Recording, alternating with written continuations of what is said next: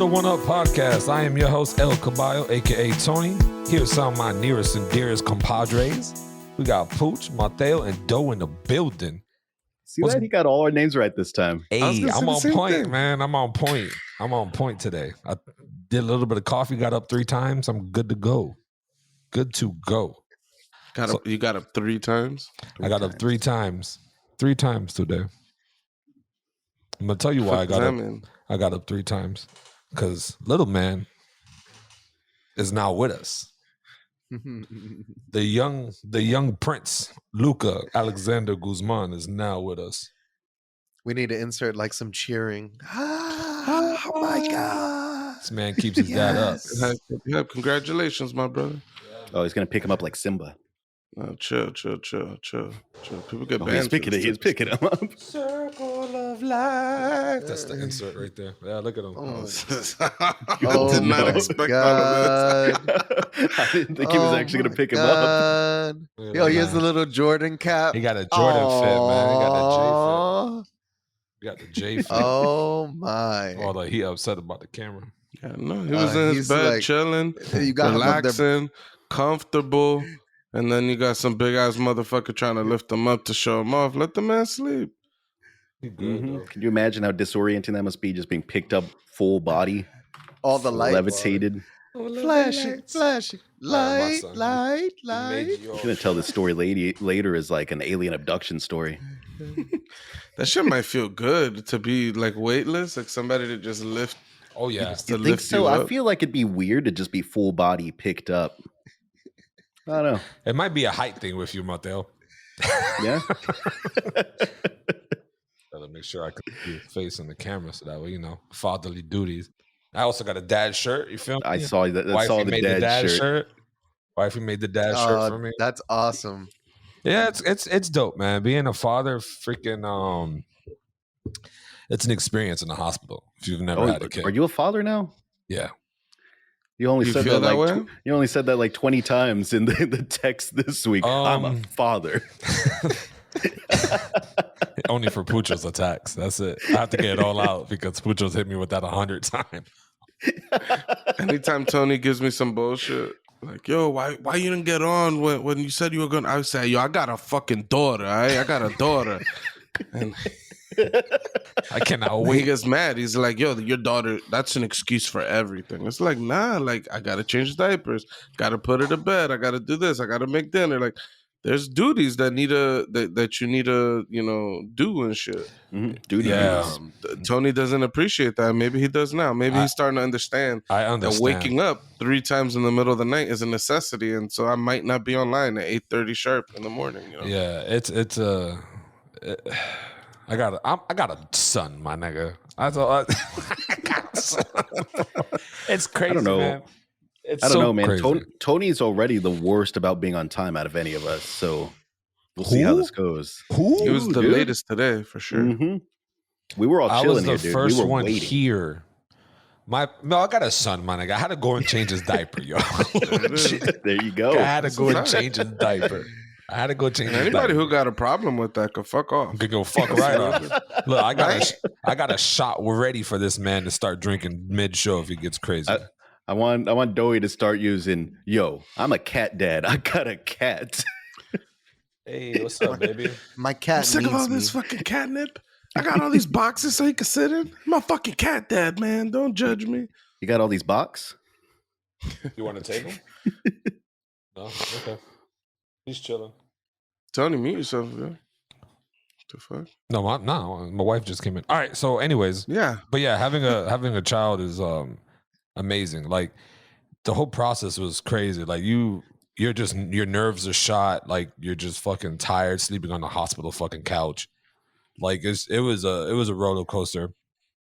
But yeah, once I heard his scream or his yelp, once he came out of his mother, it was like boom, waterfall tears and just some sort of like oh shit, I gotta go and see if he's okay type vibe. Like, you know what I mean? Like it was crazy, bro. Like it's an amazing experience that every man and woman should experience, at least if they can. You know what I mean? or if they want to. But no, yeah, bro, it's amazing, bro. Like I wake up every day and I check on somebody every day. Like I used to check on my wife, but I check on him now. Like it's just like a light switch, just boom. I'm a dad. Now I got dad responsibilities. A lot of dumb shit I used to do. Nah, I'm not doing that no more because kind of have to watch out for little man. And it's fun though. I mean, he has like day one, Jit has the strongest neck. This man literally picked up his neck like this.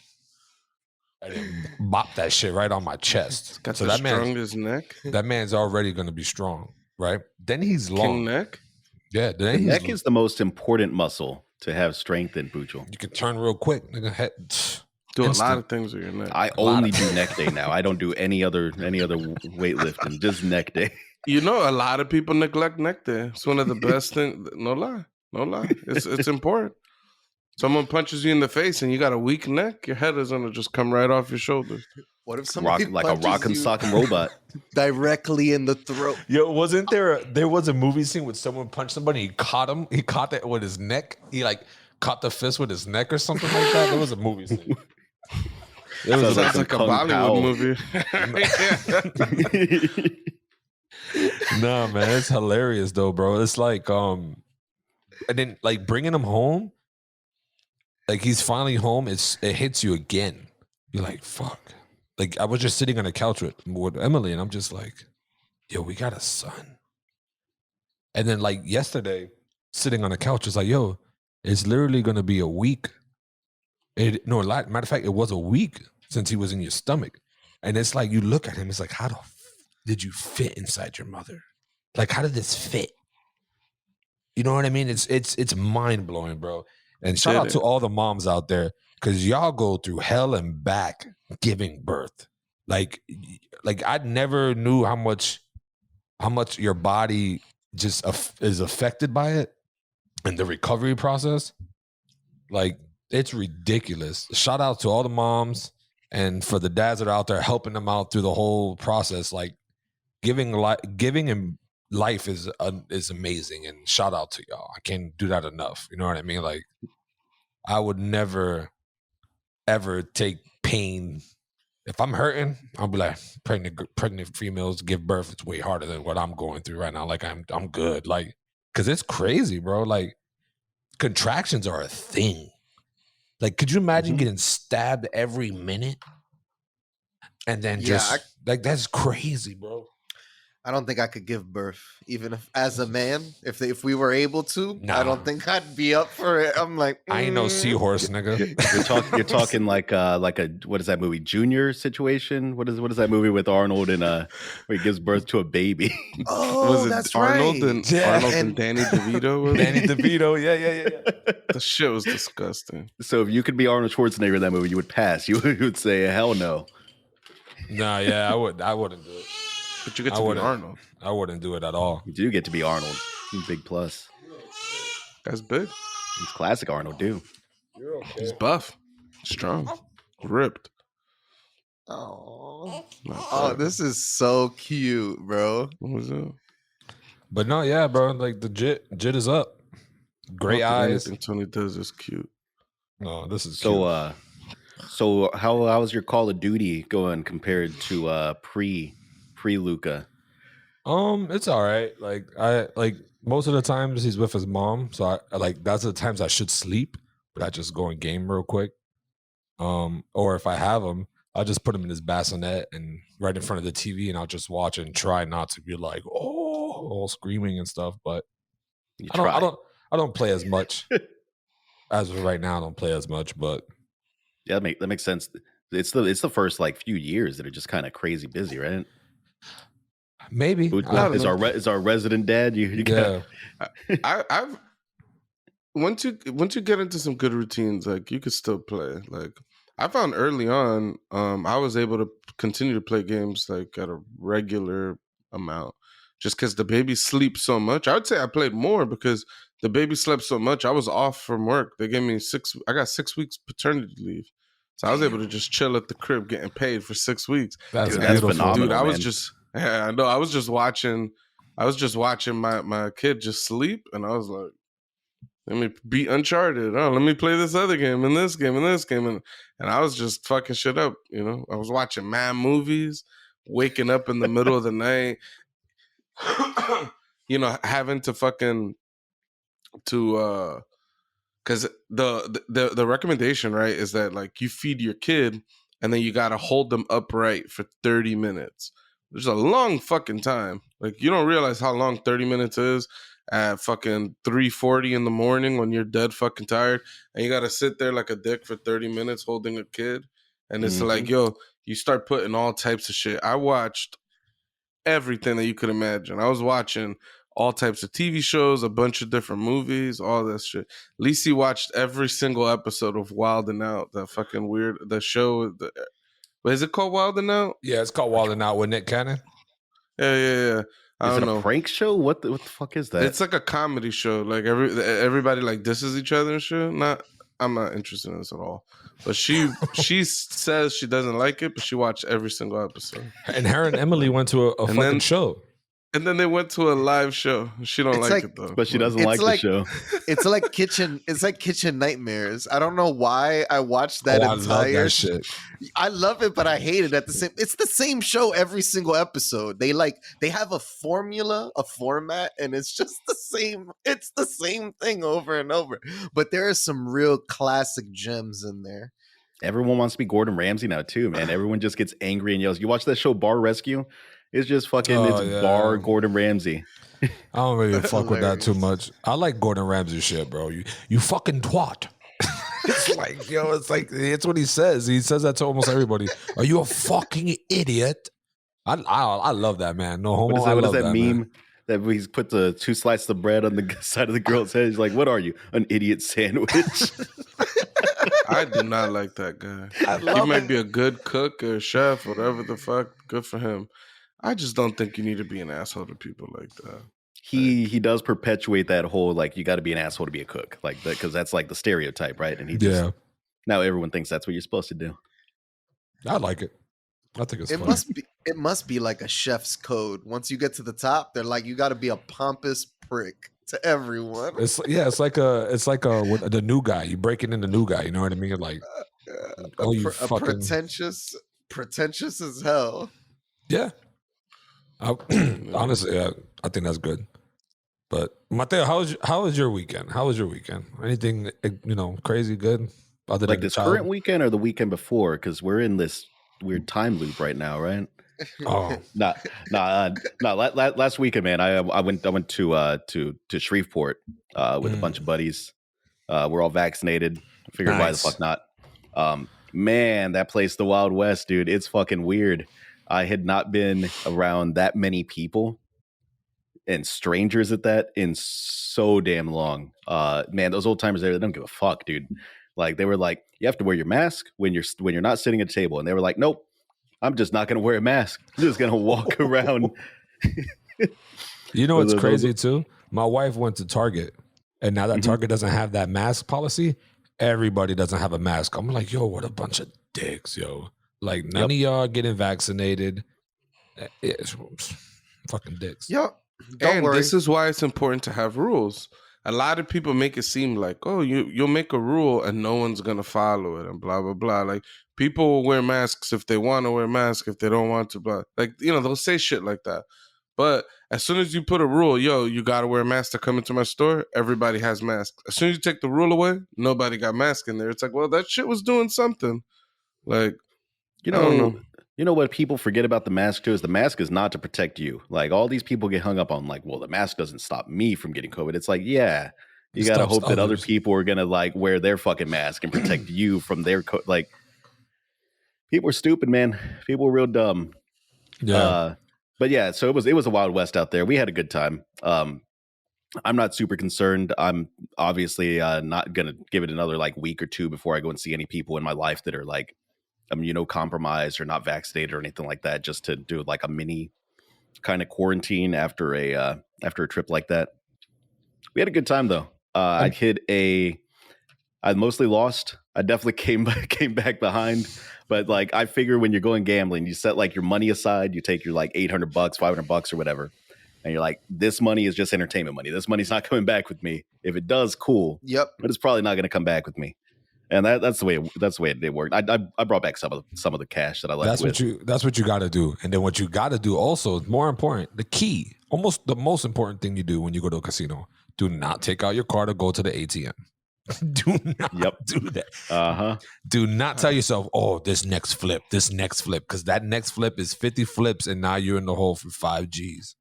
You know what fucking ruined me at this trip though, man? Blackjack, dude. Blackjack ruined me. I usually okay, I don't win at blackjack because, eventually the casino's going to win, right? But I can usually get a little ahead and then sneak out, and then get a little ahead and then sneak out, right? Just get the few lucky hands. Blackjack ruined me this time, dude.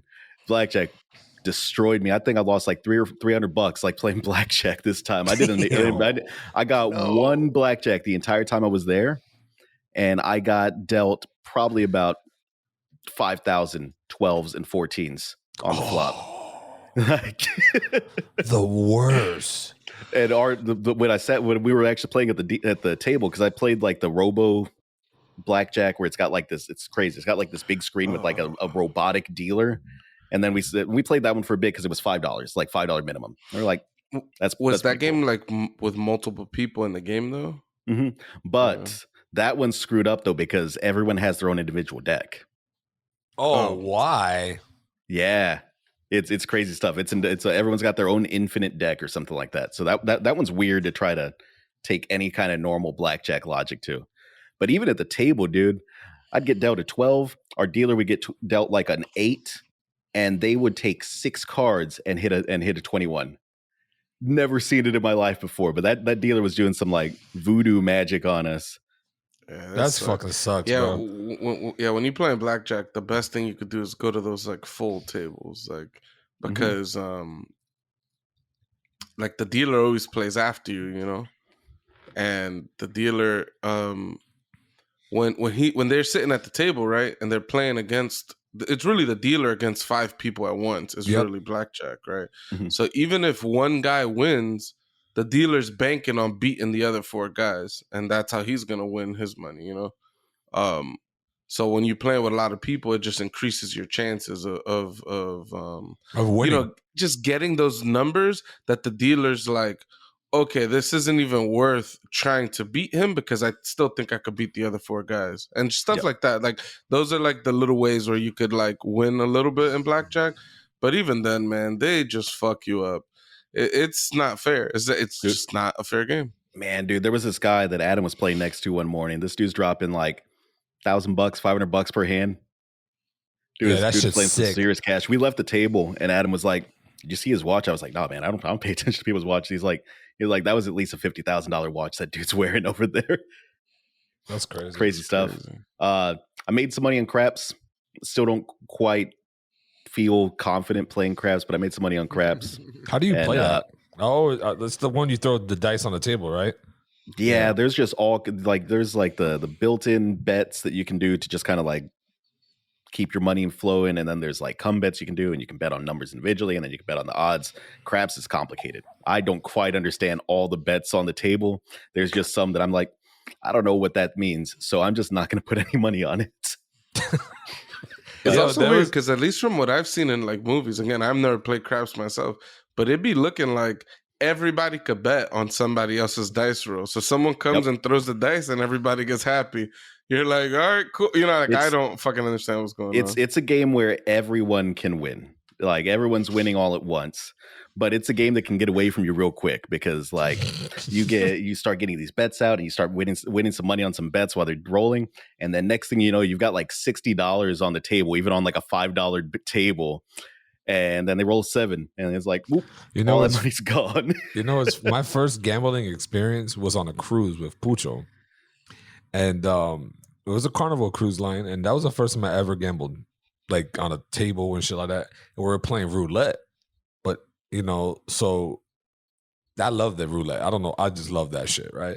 So, I was playing, and at the end of the night, the next day, for some reason, I got it in my head that I've been calling this game Russian roulette. Oh, no. I was calling it Russian. I was like, yo, I'm gonna go play Russian roulette. And Pucho would just look at me like, yo, what a dick. Doesn't say nothing, right? He lets it ride for a little bit. And then I get over there and I'll tell the people, oh yeah, I'm about to play Russian roulette, this or that. And niggas just looking at me like, yo, like who was he playing Russian roulette? Like, and it's funny. Tony wanders off. You just hear a gunshot. Yeah, and in my head, I know what Russian roulette is, but in my head, I'm calling this Russian roulette, and it's just roulette. And the worst is that we've corrected him a few times, and it's like it just wasn't clicking for him. It was just like he didn't hear the correction, and he was telling other people, like other strangers, like, "Yo, I'm about to go hit that Russian roulette." And I was just cringing every time. I was like, this is the worst. I think alcohol's not an excuse. I was a little tipsy and I was just super excited to play to gamble. Like Russian roulette. Like, yeah, Russian roulette. Because Pucho would tell me, like, yo, that's not it's roulette. And I'm ignoring the fuck out of Pucho. I'm like, I'm about to make this money. I don't give a Did you what? Did you understand what Russian roulette was from the beginning? No, yeah, it's you play fucking a revolver on the table with one bullet and you spin it, and everybody. It's a game of death. It's like, imagine other people like, oh, what? Everyone was like, "This man is the Russian roulette champion. He's been saying this for 6 days, and he's been playing Russian roulette." We need to put a fucking meme in here right now with a dude sweating his ass off playing Russian roulette and put my face on it. A lot with his 3 guns. This is a man. Oh man! Now, roulette is where I made up some of my losses, though. We had one like movie moment. Our buddy Alex was over there, and he had like $150 or something on this roulette machine. We're playing the robotic like Russian roulette. So it didn't have an actual like dealer. It just had like the little like the robot would spin the ball. Yeah, I don't like that shit. Well, he's got vision issues, so like that one was easier for him to follow and bet on than the actual like table. So we were over playing that, and I put $20 in. I was like, I'm not gonna put any crazy cash in this. I was like, I'm just gonna put $20 in, and my number hit once because I got a handful of numbers that I bet on. So I won like $70. I was up to like 80 or something. And I was like, fuck it, whatever. It's $20. I'm just gonna keep going. If this $20 goes away, I don't even care. And he goes down. He's just betting on his one number the entire time. He's got a lucky number. Oh, no. And I end up like going out. I start getting big with my bets, and my numbers don't hit, and I end up going out. And he's got like $6 left. After a few spins after I go out, he's got like $6 left. And he was like, you know what? He's like, I'm just gonna go all in on my number. He's like, I'm just putting it all on my number. This is gonna be my last spin. I was like, you know what, dude? Like, I believe in you. I believe in that number. And I took a 5 out of my wallet, tossed that 5 in the machine, and I put it on his number 2, and it hits. Oh my! That number hits, and I get like 180 some odd dollars or something from that $5 bet. He got like 250 or something like that. Fucking lit. I was like, okay, I've never hit that print collect cash thing so quick on one of those machines before. I would have been like fucking that movie Wolf of Wall Street. I ain't fucking going nowhere. After making that bet and hitting, I ain't leaving. That's a lucky bet. No. That's how that 180 goes back down to $0 again. That's a fact. No, but that's banging, dude. When you hit, that's banging. Pucho saw me.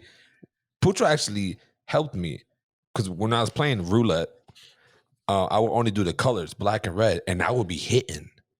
I was hitting. As Pucho, I was fucking hitting every time until when people are next to me like, damn, I'm going to follow this man's color. Niggas brought that bad juju on me. I started losing here and there. And then Pucho's like, yo, you win more if you put it on numbers and you put it in between 4 boxes. Well, I started dropping it on there. Started winning. At some point, I made enough money where I paid my portion of the cruise, I think. Damn. It was like wow, $400 or some shit. But then I went back and I took $200 out and I betted it and lost it. Then I went back again, bet the other $200 and lost it. So all in all experience, once you're up, boys, learn how to stop. You lost a lot of money in that claw game too. Oh, that fucking claw game. There was a claw game at the casino. Yeah, there's a claw, and there's just like these fucking like wads of cash. And it's like you just need to get the claw to pick up that wad and get it out. And Tony wasted like $50 like trying to get this fucking cash out. And yeah, there was a woman there. I think they kicked her out. She was but banging. She hit 3 different times like with the claw game. Like she got like these. We talking like stacks. Like they gotta be like $200. Yeah, it was a lot. I was thinking it might be like 1,000 or something in that shit. Like, but that's nutty. I've never seen that at a casino. She gave us a tip. She was like, "Yo, you got to get on this boat, the first one, and go straight to it because it's perfectly stacked to where it'll just boop and go." It's like once people mess it up, you ain't never winning. She's like, "That's why I get here first and I hit it, and I get $200 or $300, and then the rest of my trip is free, and I'm drunk." I'm like, "Man, that bitch got it locked down." That lady's got life figured out, bro. She might have the answers. What about you, though? You ever make it down to AC? Isn't that the closest gambling up there? Yeah, I'm not a big gambler. I've been there before. I like the buffets at these places. What are you talking about, though? Places have good buffets. You gamble all the time. How? When you eat those red lights on the bite, nickel. Damn. Damn. Oh, shit. You know That's what? Russian roulette. That's fucking Russian roulette. I may be a much more reckless bicycle rider than I thought I was. I'm gonna just admit it now. Yeah, I've gotten into some sticky situations. Even what was it, Thursday? Some asshole saw me coming, and then he like went left so that I wouldn't have enough room to go through the cars. Yo, I ate his mirror. His shit went the other way. Oh my And then I looked and I was like, my bad. And then I just kept going. Nah, you fixing that shit, nigga. I'm not fixing nothing. I kept going. If he did that shit on purpose, then he deserves it felt like he did it on purpose because I was headed and then he just went left for no reason at all. And like didn't give me room to like go through the middle. But it's whatever. Sometimes drivers do that though, where they, not to block people out, like they kind of just move a little bit left, like they want to see over the cars almost to see the traffic and shit. Yeah, no reason. Not to mention the amount of people that are just on their damn phone the entire time they're driving, dude. You do that shit on the highway, Pucho, Tony? You're driving behind someone, you see them swerving all over the place, so you pass them, and then you look over just to see if they're on the phone or if they're just a shitty driver. There's I guess being on the phone also makes you a shitty driver. They'll be driving this way and they'll be like, Double, do you remember that time when all y'all came down and y'all were in Justin's car? Y'all were flying. Oh my God. Yeah. Yo, so we're like racing, very not like it's a very dangerous and SUVs, like in expeditions. Like yeah, he had an expedition. Justin had the Explorer, and then we're like, so Justin gunned it, got really fast, and then all we see is we see Tony and Big Bertha, and he comes flying next to us. So we look at him. We're all looking. Yo, he's looking down at his phone, texting, no hands on the wheel, going like 80, 90 miles. What? Reckless as fuck, yo. Yeah. Reckless. But I was just trying to show them like, that little ass car, nigga, I'm blowing by you. I'm not even paying attention to you. Niggas was last, and then I look in the corner of my eye, they're all laughing like, what a dick. It's good times when you grow up and be stupid, because right? You could tell that he was doing all of this on purpose. He had a little smirk on his face. He was trying to see if we were looking. He should have been smoking a cigarette too, and like drinking a soda over there. I used to play this game. Feet up on the dash. Double, you know what? I'm starting to think we're the Russian roulette brothers. Remember all the card games I used to play with you? I would have Doughboy sit in the front, and every time we drive down the street, I would get as close as I can to the car to scare his ass. And every time I got closer, it would like skim the car a little bit, and Doughboy would be like, oh, he's talking about park cars. He would do it on a one-way street. You were hitting parked cars. No. I was driving close. He would start to like his car would start to veer into the parked cars, and you're like sitting there looking at him like, the fuck are you doing? Doughboy would get so fucking and then at scared. the last second, he'll Doughboy would get so scared. I hate that bullshit. Yo, that shit sucked. Anyways, don't hijack my moment, all right? You guys asked me how I'm doing. All right? How you doing, though? All right. I'm doing He didn't very ask you how fucking. you're doing. He asked I don't if you think ever got anyone down. asked you how you're doing. Exactly. Ooh. He asked if you get down to Atlantic City to gamble. He didn't ask how you doing. Yeah, look at that. Nobody asked me or you how we're doing. So Pucho, your turn is hijack the coming. conversation. Pucho's turn is coming. All right. So I'll make mine's quick. I stopped vaping, so you're not gonna see me. Good shit, all though. Yeah, that's it. No more vapes. I quit this week. I was like, Why's that? I just had a revelation. When I started the whole vaping thing, it was because I saw something really tragic. I don't really want to talk about it. No, that's I fair, saw something really tragic. So I kind of needed something to like take the edge off for a few months while I was at work. And so that's how that whole thing started. And I'm like, I kind of don't need this anymore. And that's it. I'm about a week in, and I could hope I could continue it because smoking weed should just be the only thing I do. And then what about those THC vape cartridges? When New York, because this is like New York is like a unicorn in the wind right now. Like, it's such a beautiful place to be. Once they open up these dispensaries and stuff like that, it's gonna be amazing. I'm gonna start vaping again. Well, I'll vape the marijuana, all day. He's saying vaping as a nicotine. Yeah, I was vaping nicotine for a long time. That's what threw me off for a bit. Like I thought that I don't know why I assumed the vape you were hitting was like a weed vape. But I guess it makes sense because that infrastructure is not in place yet. Yeah. Even when he's like, I was vaping at work. You go back and look at the video. My eyes said, some people do that shit, man. I worked this ISP support job, and like we'd go out and smoke cigarettes, and then like 5 feet away there'd be people just like passing a joint around, and be like, nah, I couldn't imagine like being high and trying to work, dude. Be useless. Some doctors do it. It calms their nerves. Some doctors? I know a doctor. I know a doctor once at a bar. He told me, before a major surgery, I'll just hit a blunt a couple times, 1 or 2 times, because it would just zone him out and he'll be focused. And so apparently, he was a great fucking doctor. Never had to fuck up on surgeries.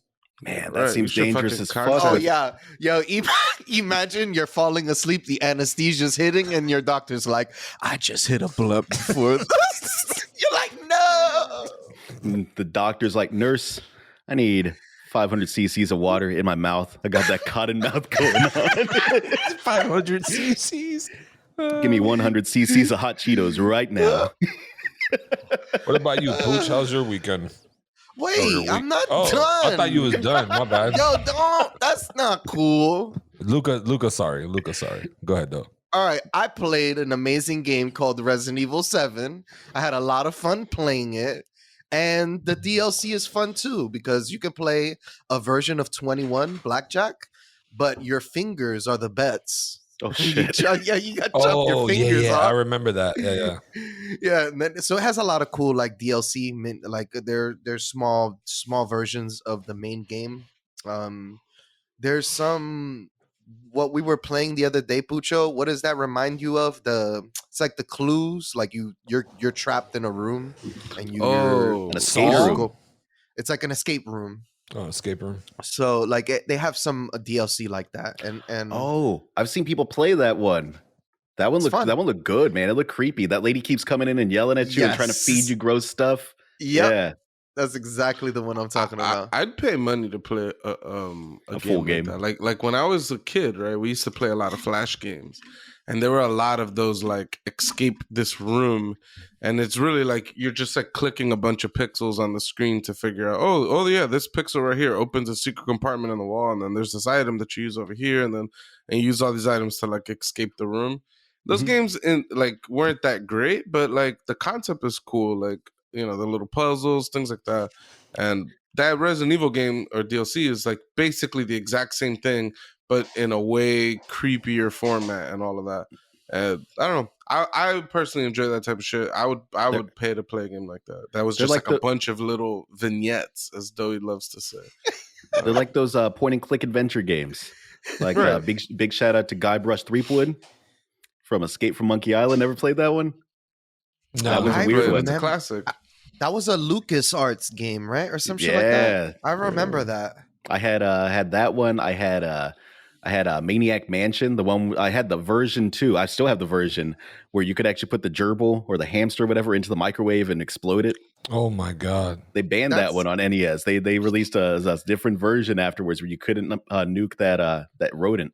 Flashbacks, Sonic. I know. Shit's fucking Tony's wet dream right there. That's how Sonic 5 died. He popped him in the microwave. Yeah, so I really enjoyed that game. The Resident Evil 7, I thought I wasn't going to like the whole first person Resident Evil, but it ended up working really well. Did you play it in VR? No, I haven't, but one day, whenever the VR comes out for PS5, I'll do that. And now I'm done. All right. Adobo has exited to the left. Pucho, how was your fantastic week or weekend? It's been pretty decent. I haven't been doing much. I don't know. I went out to a bar for the first time, like just Nice. Friday. I had a lot of fucking beers on Friday. A lot. Met up with some coworkers and we was just chilling. So that was pretty dope. Yeah, I don't know. I even chilled with family for the first time this weekend. So, I'm fully vaccinated. Everybody, we were in the house with everybody was fully vaccinated. It was like 40 of us in the crib. Like, well, I don't know. It's like, we're starting to transition, trying to get back to a new normal. So, Absolutely. And I don't know. I've been playing Mass Effect, that Legendary Edition. I've never played Mass Effect before. Played the first game. It was pretty good. Second game is a fucking amazing. Nice. So yeah, I ain't gonna talk about games too much, but shit is awesome. If you like sci-fi, you'll like those games. So, and then I don't know, dude. My family's here this weekend, so I got a air mattress behind me. Someone's sleeping in this room. Yeah, dude, my dad's going crazy, man. It's like he got out of the house and he's like, we just need to do shit. Like yesterday, we fucking I had a fence that was kind of like leaning over. I planned on fixing this thing. I told my dad about it. He's like, don't fix it. Wait till I get there. So he got here and then like that was the thing that he wanted to work on the fence. So we fixed the fence. And he's like, there's another part of your fence over there. We're going to fix that too today. I'm like, I'm going to take a shower. Like we've been at it for hours and then we'll take a break. Then he went to my cousin's house and he started fucking installing these skylights in her house. And then he's like, later tonight when we get back to your house, we're going to go to Home Depot and we're going to fix your fence. I was like, nah. He's like, we better buy some work lights too. We're working till midnight. We're going all night. Doing all night. And then this morning I'm just playing Mass Effect, waiting. I'm like, I'm about to record soon, and my dad comes up to me. He's like, we're going to Home Depot right now. I was like, Jesus. So yeah, did that. Got a bunch of shit. So like, once I'm done here, it's gonna be go fix more shit, take a shower, and then do a bunch of editing. That's gonna be my day. I'm off tomorrow though, so. Shout out to what is tomorrow's Memorial Day? Memorial. Right, the troops holding it down, getting me off from work. Shout out. Shout out to those who give their lives for real for this country. Shout out to all of them, all the veterans and everybody in the service. We appreciate y'all. Yeah, but that's it. Oh, look, I'm even wearing my America shirt. Look at that. Patriotic. Super with a bald eagle. Damn. You can go to jail for killing a bald eagle, right? That's what they say. Jail? No, you go to jail for killing a bald eagle, right? Like that's a real thing, right? It's not like I think it's a crime. I'm pretty sure it's a crime. Oh, Pucho's got a visitor. Yeah, I should have locked the door. So real quick, I know I have some pet peeves when it comes to eating outdoor or in the house and food etiquette while you're at the table. Do you guys have any things that to do or don't, or when you look at somebody do it, you're in just utter disgust?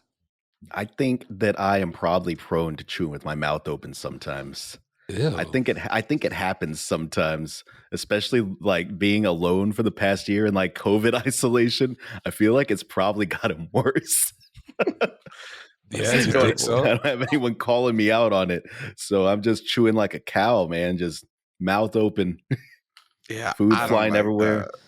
That's gross. Damn, that's disgusting. Like hearing people chew like that shit is nasty. Really, in reality, there's nothing nasty about it, but it grows. I find it disgusting. So I don't know. I don't know about that. I don't. One thing. Oh my god, people don't know how to eat. That's just straight up. What do you mean they don't know how to eat? They'll be like people, right? They'll eat like a piece of like a rib, right? You're eating ribs, and they'll hold the rib with all 10 fingers. Oh, and I'm like, and then they got then you got like grease running down their arms and shit like that, and all their fingers are dirty. Now you can't even open the faucet to even wash your hands. Like shit like that. I can't see shit like that. It gets me panicky. Like I get nervous. You get nervous? Yeah, I don't like. I can't be like that. So I can't even look at it. When Liana's eating and she's doing all messy fingers, you're just looking at her like, oh no. How do you Just little kids? No, anybody. I think. I don't like children. Just throw them all I out. heard a story. This might not be like eating etiquette, but I heard a story on this gambling trip of this guy that we know was apparently like super, super, super drunk. Like they had gone to this bar. This story involved him, this night involved him stealing a bike from the bar at some point and riding it around town for a little bit and then returning it to the bar later that night. He just wanted to ride the bike around for a little bit. He had this whole drunken night adventure.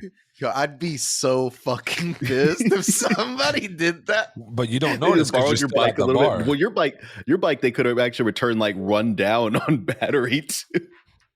I mean, shouldn't you have been proud though? Like, imagine if they stole a car. They'd be out there. They'd be promoting cager mentalities. They'd be fucking burning gas and fuel. Like, at least they went eco-friendly by stealing your bike, you know? Mm-hmm. Exactly. not even that. Like, but the fact that they could actually kill somebody with that car while they're like intoxicated. Right. You're not gonna kill anybody on a bike. You gotta run into like a 95-year-old woman. It's just shattered. Like fucking Mr. Glass from Unbreakable, or like a child. It has to be on either end of the spectrum. You're not really gonna die from like hitting a healthy person.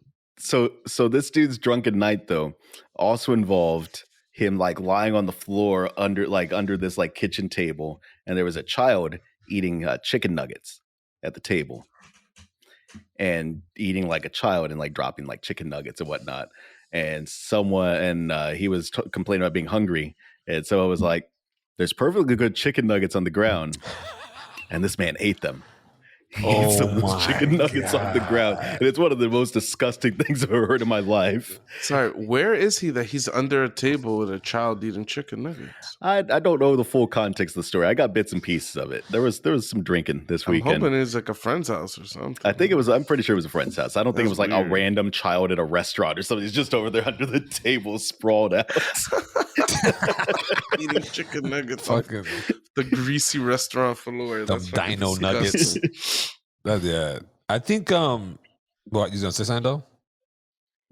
Oh, I think my food addict. No, it looked like he was. I think one of my pet peeves was I guess when people are eating at the table and like Pucho almost they'll eat sloppy foods or whatever, and then they'll go and reach for their drinks, and it's all greasy on their drinks, and they'll sip it, put it back down, and then they'll start eating again like nothing happened. And then it's like, I'm just staring at him. I'm just looking. And then did he just call you out on this specifically, Pucho? No. I think he meant like how Pucho doesn't like Pucho doesn't like the greasy thing. Yeah. My bad. Mayweather effect. Because I'm like, I would never grab a couple of greasy fingers. Are you out of your goddamn mind? I was wondering why you had this look. I'm like, is he not green on deck? Like, I'm like, no, because you're like, yeah, they're eating sloppy ass food with greasy fingers, and then they just grab the cup, like Pucho. I'm like, the real flip. And that's just nasty to me because then your hands is greasy and it's everywhere, and it's just disgusting. And then some people, what they like to do too, they'll just be like, they could biting their nails at the dinner table or just fucking like being too close to somebody and just breathing Like, you know what I mean? It's just like nasty shit like that. Like, don't be so close breathing over my food type shit. I mean, they have to breathe to live. Stop breathing when you go out to eat, people. That's one up podcast recommendation. Don't breathe mad heavy. I don't need all that heavy ass breathing at all. Just saying. Oh, and eating chicken wings. People like to critique me. I'm going to throw it out there. It's not people. It's the Garcias. They like to critique me on how I eat my motherfucking wings. I'm tired of y'all lemon pepper eating ass motherfuckers worrying about how I eat my motherfucking wings. I eat them shits to the bone, and that's it. I don't suck cartridge. I don't fucking eat bone marrow. I don't do none of that fucking savage shit. I don't do that shit. Tony is a lying ass motherfucker. This dude is a leaving the whole chicken on the bone ass wing eating motherfucker. Never. Like, you go out to eat with this dude. This is the thing. I'll be buying like, we'll go out. I'll be getting like 10 wings, right? Maybe and some fries or something, right? And that'll be an adequate meal. Tony be like, 25 wings, give me fries. Give me a side sandwich, and I'm like, Jesus, you're eating a lot of fucking food. And then when he starts eating these wings, he be like looking at them, and he goes like, and he like tosses it. I'm like, oh, that's why he got 25 fucking wings, because he doesn't eat the meat off this shit. Like, he's just like barely nibbling this shit, and he's like throwing full wings away. When I look at this shit, I call it out every single. I've been calling this shit out for a decade, easy. Like, yo, you're leaving all that meat. Doe used to do the same bullshit. No, leaving just all meat on the bone. Nah, Doughboy probably left more than me. I barely had like the corner pieces. If there's chicken in there, I wouldn't get that. That's too far gone for me. I'm not getting that. We can science this, dude. We can science this down. We can get some wings and we can weigh them before. And then we can weigh them after you're done, and we can see who's eating more of those wings. Yeah, we can do that. The problem is that if you do something like that, they're going to mentally go harder to eat the meat. So then it's like not a real fair comparison. Mm-hmm. We just need to have wings at some point and just kind of have it in our mind and just take pictures of the aftermath and just be like, yo, these are Tony's wings. These are Doe's wings, so that people can know. People need to know the types of people that would do this. It's weird too. They need to be labeled. It's weird too though, because it's like the wings. I used to do it a lot, right? I'm not gonna lie. I used to do that. But when it comes to the ribs, straight off the bone, I'll fucking bam, no meat on that bone. I don't know what it is. Maybe it's just the chicken. I don't know. The ribs, I can finish that shit down. I won't suck the inside bone marrow and shit like all these motherfuckers do, but there'll be no meat on that bone. Pause. Pucho changed my life with those wing flats, though. Oh, yeah. Facts. That method he's got where he pushes all the meat down on the bone and then, yeah. Facts. It's just impressive, dude. That you changed my life to down the hatch. Yeah. No, even constructive criticism, like it works. He saved me money. I used to buy a lot of wings just like that. And then once Pucho taught me, like, yo, you're not eating like 25, 30% of the meat that's left. I'm like, all right, I'll give it to him. It's a good way to eat wings. No, it is. Eat the food that you're purchasing. We need a demonstration video at some point of Pucho's flat eating method. Yeah. Just sliding all the meat down. You'll be impressed, nigga. He dips it in ranch. Just fucking slide all the meat down. You dip it in ranch, eat it like a lollipop. He dips it in blue cheese. I'm not a ranch man. I don't like to be labeled in ways that I am not. I am not a ranch man. I hate ranch. Don't put that evil on me, Tony. Man, Pucho over there dipping it in the ranch and then reaching with his ranch-covered greasy hands for his cup. Grabbing the drink, and then I got ranch dripping, and I'm just chilling. That's fucking funny. That's fucking disgusting. You love that shit. Nah, dude. Oh my god. No, like even like you said right now, my daughter be eating messy shit. She be like grabbing a banana, just like a good squeeze. She eats all of it, but then it's like all on her fingers and shit. And then she want to come over and be like, "Oh, papi." I'm like, get the fuck away from me. Get out. I don't know. Shit gets me anxious. All that dirtiness. And then she be touching my fucking monitors, my screens. So like, you look at my TV, the shit is a pristine, beautiful 65-inch, beautiful TV. And then like there's like a bottom band, and you could just see it's like a bunch of handprints just all over it. Because no matter how much I clean that shit, she'll get right back at it every single day. Yeah, awesome. I swear I've still got fingerprints all over my TVs just from my nieces and nephews like growing up around me. Just kids got messy, sticky hands, dude. Mm-hmm. Kids are constantly sticky. Doesn't matter. You can bathe them. 5 minutes later, that kid's gonna be sticky. That's fucking disgusting. I hate that shit. Did you wake up early just to go and get an icy, Doey? I'll always. It's like my ritual. Yeah. I wake up real early on these days. I get everything cleaned. I do my bed, all this nice stuff. You gotta start shooting our producer a message and sending her pictures of your day. Like when she was shaming you the other day. Look at everything I got done before 9 a.m., Doey. Yeah. Some days I have my days, man, where I'm just want to sit down and relax. I don't want to do a goddamn thing today. It's like that. You know what my pet peeve is with eating? Those people that eat pizza with like a fork and a knife. Unless it's deep dish, you don't need to do that. Just pick up the slice, dude. Fold it in half. Eat that slice. I've never seen that. I've never seen anyone eat pizza with a fork and a knife. Not once in my entire life. 100% seen it, dude. Like I've seen it at like pizza buffets before. Like it always breaks like the person's brain too whenever they're like specifically asking like, can I get a fork and knife? And they're like, yeah, I guess so. Fucking weirdo. You want chopsticks too? You know what I mean? Like, could you imagine that someone asks, "Let me get a fork and a knife," and then they start cutting up their pizza in like a bunch of little strips, and then they whip out like chopsticks out of their purse or something, and then they start eating it with chopsticks? Yeah, my brain will be destroyed. I don't know. I've never seen anybody eat pizza with a fork and knife. I've seen somebody eat a burger with a fork and knife. I've done that, dude. I've had some messy big ass burgers. Yeah.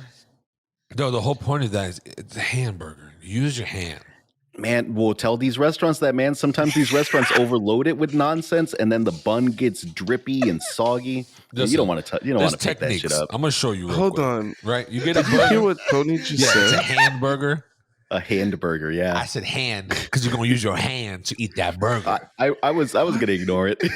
No, embrace that shit. This is.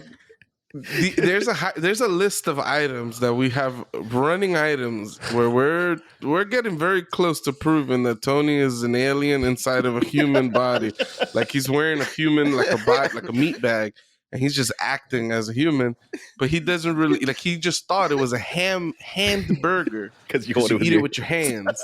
Nah, it's a hamburger. Hand fries. I'm just saying hand tenders. I was going on with the fucking joke. It's a hand. You eat it with your hands. Yeah, general text, bitch. A hand corn dog. Right.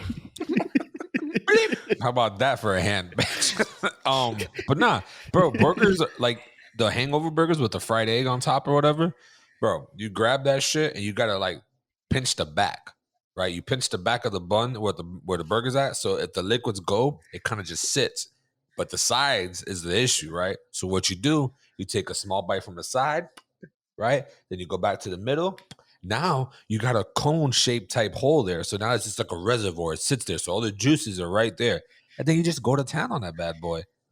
And you know, your fingers might be a little messy, maybe. But you're definitely going to have that grease. Nah. I just added Tony's hamburger technique to the list of shit I don't want to see in my life. What the fuck did you just describe? Watch. I'm going to get a man, bro. Pucho is going to be analyzing you the next time you go and get hamburgers with him. What the fuck? Oh. How about just get good burgers, people? Don't buy these fucking burgers with all the crazy shit and eggs in there and all this. Burgers should be meat, cheese, bun, maybe bacon. That's it. Everything no lettuce, else, no tomatoes. Onion. You put onion in your burger. Some arugula. Tomato's the worst fucking invention of all time. This is fucking disgusting. Except, I love all the pastas and cooked tomatoes. You got to get some ranch on the side to dip that burger into. No. I'm exaggerating. I don't like raw tomato. That shit's disgusting. It's goopy. That shit tastes bad. It's mad wet. Mad wet. Always soggy and wet. I don't like wet ass shit. It's disgusting. It's getting mushy. I don't like tomatoes. You heard what Tony said? You gotta fucking pinch the back of your burger because of how many sauces he's got. It's gonna get to the bottom, and when he goes to eat it at the end, that bread is just gonna crumble apart. It's not even bread anymore. It's not me. It's Mateo. Mateo is having these issues. I don't have these issues. So you've never done the technique you just described. You just logically... I've done it, but I don't have to do it. I'm giving him the tips. I'm giving him the tools. I'm taking the hinges off the door, putting it in the fuckboy's hands. That's what I'm doing. Wow. You're the fuckboy, Mateo. You must know. Oh, okay. No, but that's DJ Khaled's fucking quote. But no. So I don't know. I like burgers. I like all. You know what I mean. But eating a burger with a fork and knife is fucking beyond me. Let alone a fucking pizza at that. I just came in from dropping off the kid with his mom in the living room. And that's all I heard. So who the fuck here ate pizza with a fork and knife? Who here did that? I've only ever done it with like a super messy like deep dish pizza, which y'all don't approve of. So y'all don't have that issue. Well, but I've seen people do it on like just normal slices of pizza before. Like I've 100% seen that happen in public. Fucking Faza over here eating a fucking pizza with a fork. No. Knife. I mean a deep dish. It's a fucking pie. You gotta eat it. It's not a pizza. You know, it's a pie. You bend that shit. Yo, Pizza Hut deep dish. Fire. I want to throw up right now when you just said that. I was hoping you didn't talk, like a silence just lingered. Just a little longer. No, it hurt me. We just fade to black. The pod ends right there. Curtain drops. It comes back up. Doey's alone. He's, what the fuck just... Yo, their personal pan? Y'all never had a personal pan? That shit is fire. I thought you said deep dish. It is pan pizza, I guess. Yeah, the pan pizza. That's considered. It's like a deep thick dish. pizza. That's not a fucking deep dish. Some deep dish shits be that fat, like that. Well, all the way through. It's a pie. Okay. So like the pan pizza, I'm talking about pan pizza. Yeah, they're good. I mean, they're fast food pizzas. Not good pizza. It's just it's good food. Also, I want to bring up something real quick, and it's irrelevant, but I am not the only person that calls people by their names. Like, you know how we had that conversation about the waitresses and waiters? Fucking Milson does the same shit.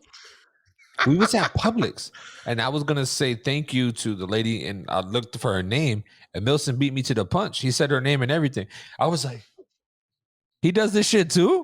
I was like, hey, I didn't say nothing to him. Let's let that shit simmer and let it ride. But I was like, okay, there's definitely people who are respectful and responsible to, and treat people with the respect that need to be treated with by their names, not hey or sir or ma'am, And shout outs to Milson if he watches this.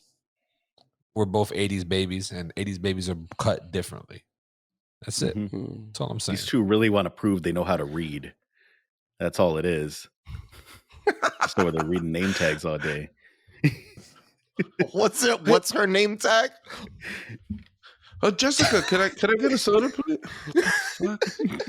It's so fucking bizarre. Whatever, man. I guess you're very respectful, Tony. I remember the next time you're a disrespectful little shit. How 80s baby you are. So. Damn. He's a father, dude. I'm a father. I'm a fucking father. Yeah, you should set a very good example instead of making your son a fucking weirdo like you. You gotta rein yourself in. You gotta learn your bad ways and don't put that on your kid.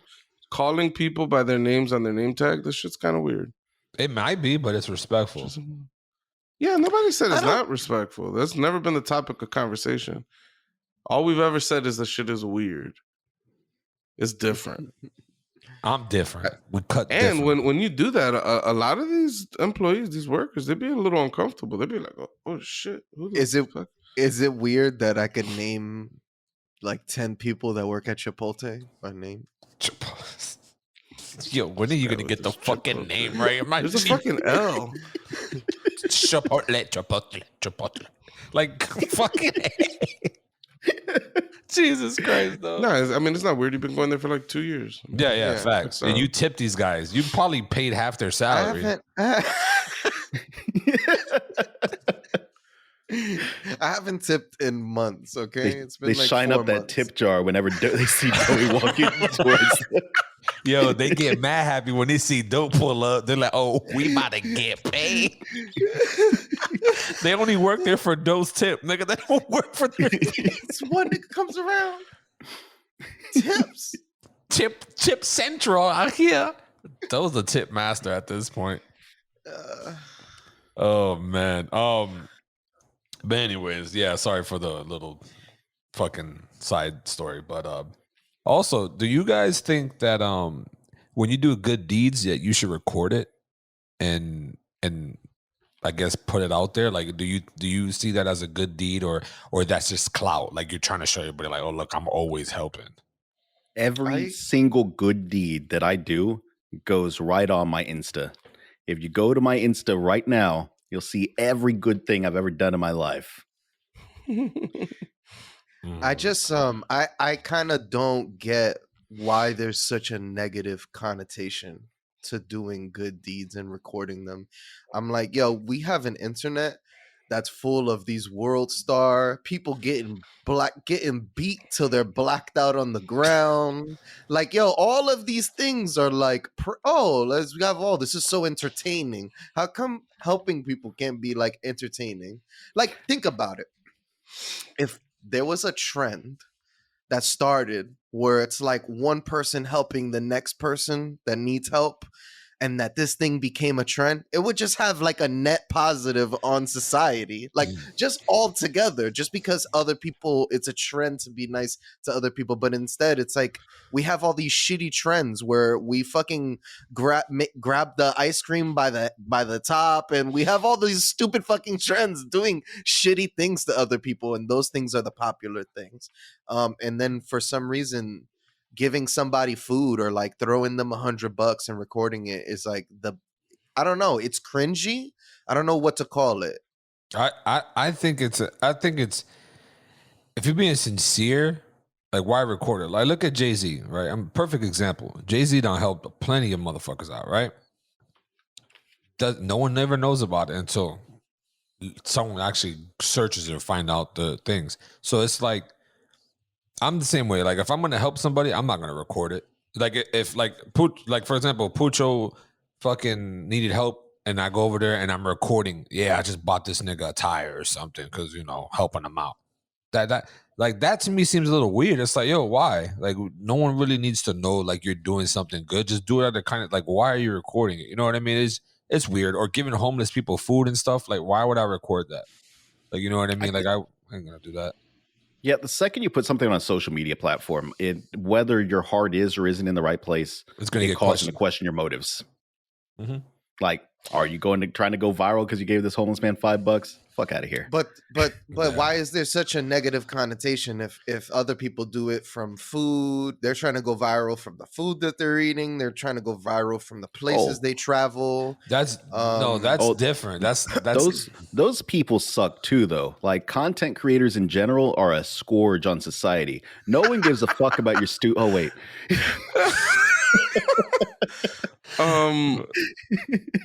I don't know. I think it's a little dehumanizing, like for the, I don't know.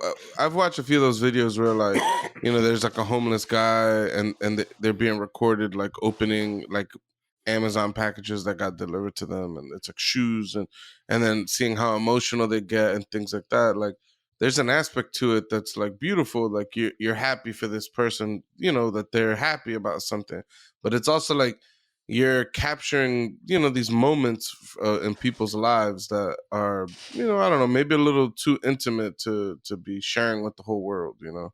Mm-hmm. And I think that's where I think a lot of people, you know, get upset about it and stuff like that. I don't know. I think I'm more on Doey's side of things here, though. Like, I do feel like there's a whole lot of shitty things on the internet as is, that it's like, why? Like, I guess what is so truly negative about it? Like usually when for especially white people going to like third world countries to help them out, like, I see a lot of like vitriol and backlash like on the internet about this stuff. And it's just like, even when you get into like motives and shit like that, like, oh, why someone's doing something, Like I always question like how important is that even like is it shouldn't we just be happy that a person that was in a shitty situation is in a better situation? And maybe like I don't know, like if these were the trends, like maybe more people would be helped. Like you're kind of encouraging like a like charity in a sense, you know? I don't know. I think motives matter. Like, because let's say the KKK had a charitable arm division of the KKK or something, right? And they're going over to like Eastern Europe and like helping these like poor white people that are like, you know, still feeling the effects of like the socialist Soviet Russia, right? Should we be giving props to the KKK for going and helping these poor people, or should we be like, what is the KKK's motivation in giving these people food and blankets and shelter? Like, there was a guy that he was giving an interview. Who was he, Pucho? He says the KKK gave us gifts on Christmas or something like that. Oh, that's right. Yeah, he's like, the KKK came and they used to give us gifts on Christmas, so they're not bad people. And then everybody's like, what? Like, what? I don't remember his name. It was a black conservative guy. He was just saying like how the KKK wasn't bad, and on Christmas the KKK gave us Christmas gifts. Jesus Christ. I think I guess I should have been a little bit more specific in that from an individual's perspective, that like I don't really care too much for the motives of individuals. I think when you're talking about organizations and corporations and things like that, it gets a little bit hairier. Even in the example you said though, like, yeah, that's the KKK doing some good. Like maybe there's a net negative in the end where all these like poor white people that are being helped are now going to join the KKK or something like that. But it's like we have like, yeah, I don't know. I there's a positive aspect to it, and I think there's definitely a potential negative to it. I don't know. I think when bad people do good things, I think you should say that they did a good thing, even though they're still a shitty person. Like what about that stuff with like the big like rich individuals? Like I think some shit like this popped up during COVID. I don't have specifics on this. I just remember some vagaries of the story. I think it was one of the big billionaires like Jeff Bezos or like Bill Gates or something. They donated some money towards COVID vaccine research, right? And it was like $1 million or something like that, or $2 million or some amount. But then you like do the math of like what percentage of their wealth that is, and it would be like if I gave $5 towards helping COVID research and COVID vaccination research, is that still something we should applaud, or should we keep it in mind like comparatively and be like, dude, you gave like $5 comparatively? Like, why is this a news story? Yeah, I mean, I think it should be factored in. Like, I don't know. Again, that it does get a little weird for me because it's like, a lot of these rich people, they try to have like a positive persona, right, amongst like the populations and shit like that. Like Bill Gates right now, his popularity tanked a little bit with the whole divorce thing. People speculating about what's going on and shit like that, but you know, rewind pre-COVID, because then a lot of people think that Bill Gates created the virus to inject people. There's a lot of stupid shit like that. But you know, you go pre-COVID, and a lot of people were liking Bill Gates and the was it Belinda or some shit like that. You know, they're like curing malaria and shit like that, like doing a lot of like philanthropy. Didn't he turn like doo-doo into water, some drinkable water or some shit like that? That was crazy. No, he turned water into wine, and then he took some bread and he broke it and he fed a lot of people. Jesus. Like 12 people with the bread. That was cool. He hit them over the head with the Cuban baguette.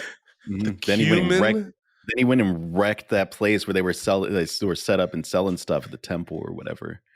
I got my Jesus. I heard he flipped tables in that bitch. I heard he did flip some tables. I heard he was a bad bitch. I heard he gave him the elbow drop. He dropped some of those tables. But yeah, I honestly think that the good deeds, like a lot of people view shit as a bad thing, right? Like if I were to record me doing a good deed or whatever, I think you guys would be like, yo, I think Pucho would be like, yo, why'd you record yourself? Like, you know, people like will ask questions and I'll just be like, I don't know, I just felt like recording it. And just showing like, we got to help people out. Like there is a good and a bad thing. And I think it just depends on the person who's doing it. Like, is that person like a clout chaser? Like if they have like some type of background where they just doing it to stunt or show off or, flex or do something like that, it's going to have a bad thing. But I think Doe recording himself walking down the alley of Bronx and giving homeless people pizzas and or money or something like that, I don't think it's bad. But at the same time, people can view it as that because this is how society is fucking how it is. Yeah. So it's complicated. Anytime you're trying to get into an act that in people's mind changes based on motives, then it's all speculation. It's all speculation. Like there's no way to prove it conclusively. You call that person out and be like, no, I did a good thing because I wanted to do a good thing. Even if in their mind they were like, wanted to hit that 100K followers, dude. I was trying to get that video up there. Because I've seen a couple of videos where people record themselves like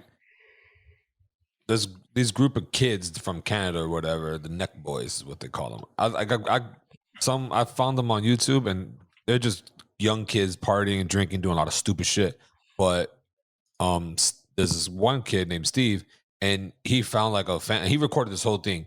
He found like, I guess it's not found. I don't know how he got them, but there was a girl and her mom, and she had 2 kids, and they were living in a hotel because their house got burnt down in California or something like that, I believe. And he went there, got all the kids clothes, toys, the mom clothes and toys, and and then he's like, here's 10 racks for you. Here's another 10 racks for you. Here's another 10. He just kept giving her money, just stacks of money, and she's just in shock. And then after giving her X amount of money, he's like, oh yeah, here's this bag. Go ahead and open it. Fucking Disney passes for the kids and her and her mom. Then she's like, yeah, let's go outside. A fucking brand new Tesla. Like, it's just like, it's crazy to me because it's like he's recording all of this and people can be like, oh, this man's clout chasing or whatever. But it's like, nah, bro. Like, he's genuinely gifting money away. Maybe the Tesla could have been like a promotion. Like he got it for a discount. Is he using her as a prop though? No. There's other videos where he gives people stuff, but I don't think he's using it as a prop. I think he's genuinely just helping her out. Like, cause he's made so much money off of his merchandise and the shit that he does. So I think he just like genuinely just gives back to people who went through some shit or less fortunate for some fucking reason. So, and like other people are watching, I could tell it's like fake or they're just being a dick. But nah, he's genuinely like a fucking. If you guys watch his shit, you guys are, this guy's a fucking dick. Like you guys will probably think that, but nah, he genuinely helps out people. It's pretty dope. You can kind of see the good in some people. You know what I mean? It seems like he flip flopped on your opinion on this thing, because this sounds like a grade A fucking clout chase. That's what I'm saying. It could see that, but like I watched him and I watched videos of him in this group, and he's genuinely a good guy from what I see and what I've heard from people who know him and shit. Yeah, I don't know. I think it just goes to show like what Mateo was saying, right? Is you're always just going to be speculating. Like when someone does a thing, you'll never know the motives, which is why I'm like, I don't care too much about the motives. Like, I think that guy did a positive thing. I do find recording someone like that is a little weird, especially if like, you're not like blurring them out and shit like that. Like you're just like outing them and shit like that. I don't know. And maybe that, again, that's like a cultural thing. Because like if Tony had to let me borrow some money for me to do something, I wouldn't want Tony to tell people that, right? Because it's like embarrassing and shit like that to have, right? But should it be embarrassing? Like, I don't know. I feel like really the best thing is that people like that guy should be taxed more appropriately so that there'll be a better distribution of wealth so that woman doesn't need to be outed on social media like that. But I don't know. I think I'm still with Doe, though. I don't know. If there's a trend of these rich motherfuckers wanting to just give their shit away, or as Mateo would say, pennies of their shit away, but those pennies are actually thousands of dollars to other people, I'm cool with it. I would just hate. It's really interesting, right? It's hard to know, like in a vacuum, like Like, just one simple thing, you could say, oh, that's a good thing, right? But then when you start like zooming out and it's like, oh, imagine all these rich people giving these things away actually makes it harder to pass like better tax reform, because they'll say, oh no, they're already doing plenty of charity. Like you know what I mean? And then you go, oh shit, maybe that's actually like a bad thing, I don't know. It was weird. Yeah. I could see that. And another thing, tax those churches. Oh God. Going after big church. Yeah. I'm all for it. I'll tell you right now, if I started seeing red coats all in the background of Mateo, the Vatican done kidnapped this man. He's gone. Red coats. No, doesn't the Vatican have like British? red robes? Are you and thinking of stuff the Spanish like Inquisition? No, like the Vatican have like red robe. Like those people that are in there, they got like robes that are like nice. Oh, like the cardinals and whatnot. Yeah. If the Cardinals pull up on Mateo, he might be the second coming of Jesus. There's no reason the Cardinals would go to his house. It's fine. I'm pretty sure all those Cardinals are old as hell, man. They won't make it up these stairs. The roofs have to be extra big because they got to wear them big ass hats inside the car. So like the roofs. They're not used to walking into somebody's little fucking house. They're like, oh shit, oh, we're stopped. Our cone doesn't fit through the door. Like, oh, we're just... Mateo's got the perfect fucking defenses. We can't make it in. Like, oh, it's so ridiculous. I could see Mateo living in one of those like Lord of the Ring Hobbit homes in the ground. Like, my God. just walking in and out of his house. There's fucking grass everywhere. Dude, that house was legit, dude. You see that movie? Nah. That was a cool ass house. They look like they never get hot inside. Like it's just like their grass is probably covered the house, like bouncing off the heat, and they're just cool inside. You know Dude, there were some houses out where I grew up at when I was a kid that they were built into hills like that, like because they had amazing insulation from the ground just being built into that. Where did you grow up at? Southeast Austin, man. There were some houses out in the country out there that they were built into the hill. It was crazy stuff. Like in a desert? Cool. Like in a desert? This is a fucking community that have houses into the ground. Yeah, it was just like one of the little like plots of land out there. Dude lived on 5 acres, built his house into the ground. Guess that's fine. He was early on the trend. He knew the hobbits were gonna get big, so building his own little shire. 2 takeaways from this. One, I think it's pretty dope that there's apparently a shire in Southeast Austin. Mm-hmm. That's pretty dope. Secondly, when Tony asks questions, right? I'm so fascinated by what the fuck is going through his mind that led to that question. I don't know. It like consumes me. Like when he's like, wait a minute. Is there desert out there? I want to know why the fuck was he thinking about it? Like, why desert? Like I'm breaking it down, like because now as soon as he said that in my head, I'm thinking about maybe he came over illegally and he's in the desert. So these people build like houses to survive from like law enforcement and shit. So I'm thinking this is what I'm thinking, right? And I tell you, I'm a little crazy sometimes, right? I'm thinking stories of this man's life already. Growing up in the desert. That's why I'm asking questions. Because if he says, yeah, I was in the desert, boom, validation on my first part of my story. 2, it's gonna just go on. So that's the questions I just play in my head. How many points of validation do you need before you just assume that your crazy ass thought is accurate? About 3? Maybe 3 points of validation. The first question was desert. You said no, so I just shut down my whole theory and I just kind of just let off with it, Just Tony just comes out with such a weird, it's like a question that I'm like, I don't understand where it came from, and I'm just so fascinated when he's just like desert. I just wanted to cut the conversation and say, why the fuck would you ask about the desert? Like he just said there's insulation from the natural environment, nothing else. I'm like, why the fuck are you thinking of a desert? Like you do get more hung up. You do get hung up on that more than I do because my brain just shut it down. It's like that's not an important to pursue. You don't want to know why he's asking that. Just shut it down. Same. That's fucking hilarious. Nah, that's why I love Pucho, bro. He's always he's just curious. He's a cat, and Pucho is a fucking cat. His curiosity always kills him because he knows he doesn't want to know, but he needs to know why. I feel like you could bait Pucho into like a 2-hour long conversation that he hated just by tossing out some crazy little details. Yeah. And he would, in his mind, he'd be like, I fucking hate this conversation. I hate everything about this, but I have to know why this next little piece. That's and you a just fact. breadcrumb him. You could get him in a 3-hour long conversation just about nonsense. he would hate it. He would hate it. I would fucking hate you, and I would be talking to you for 3 hours. In his mind, in the back of his mind, it's just a bunch of little Puchos. Fucking idiot, just looking at me like fucking idiot, fucking idiot, fucking idiot. Oh man, what the fuck were we? Shires. Shires, Good deeds. good deeds, Done dirt cheap. Oh man. Oh, that's dirty deeds. All right, so fucking dirty deeds. So I have a kid now. I'm a father. I have a son. What happened with him? Oh yeah, he did one. good. He did good. He's doing good. Mm-hmm. I'm not even gonna lie. The last few episodes, he hasn't even been peeing like that. And the last time he really walked away, and I accused him of taking a major piss, he came back in full bike gear. So he might have peed. He might have peed. Or do you think that he started wearing a diaper, and now he's just pissing himself? Like I did see that. I did see the back of his red pants that looked a little puffy. What if he had a catheter? He's gonna hate this. Bottles. He's gonna hate this little bit of conversation we're having while he's gone. When he sees it later on, he's got his headphones on. He's probably still hearing it all the way to the bathroom.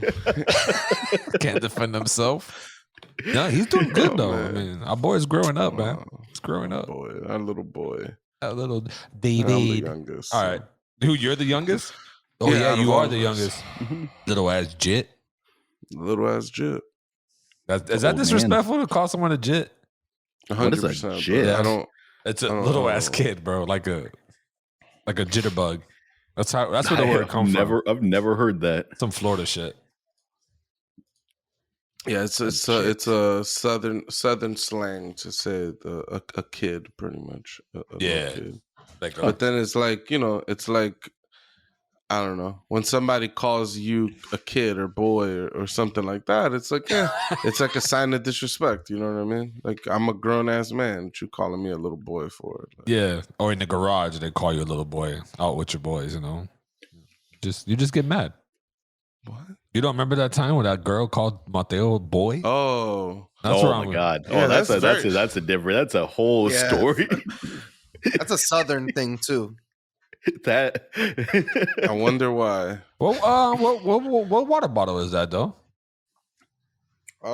This is Body Armor sports water with it's alkaline water.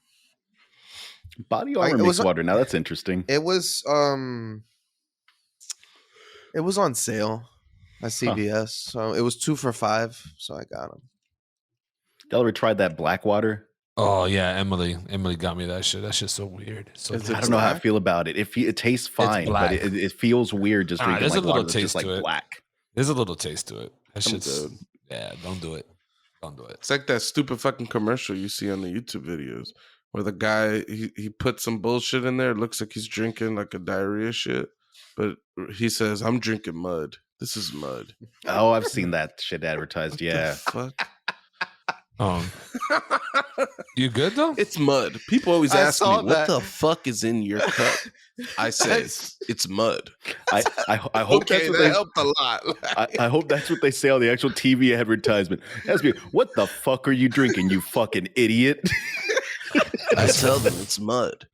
That's beast. It's not shit. It's mud.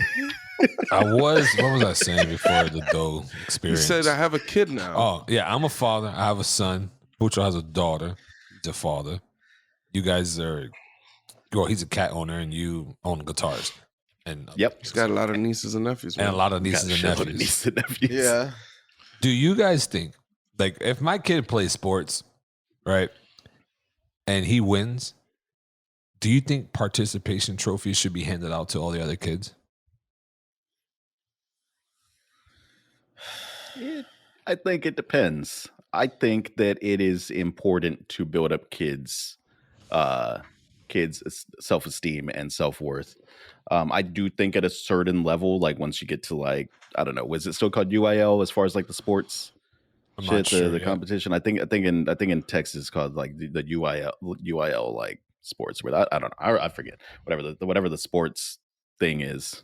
I think once you get to a certain level, like it's important to actually reward like the better team. You get first place, you get second. Like it's important to give out those actual standings.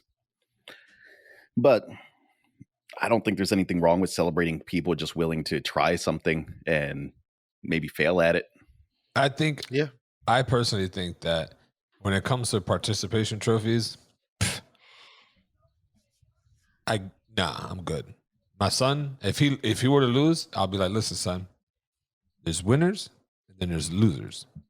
You're neither one of those.